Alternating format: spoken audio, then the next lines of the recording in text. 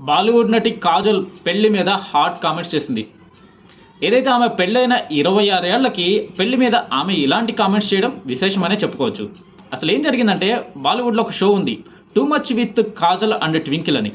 ఆ షోలో భాగంగా ఒక సెగ్మెంట్, ఆ షోకి సంబంధించి సెగ్మెంట్లో దీస్ ఆర్ దట్ అనే సెగ్మెంట్లో ట్వింకిల్ కన్నా ఒక ప్రశ్న అడగడం జరిగింది.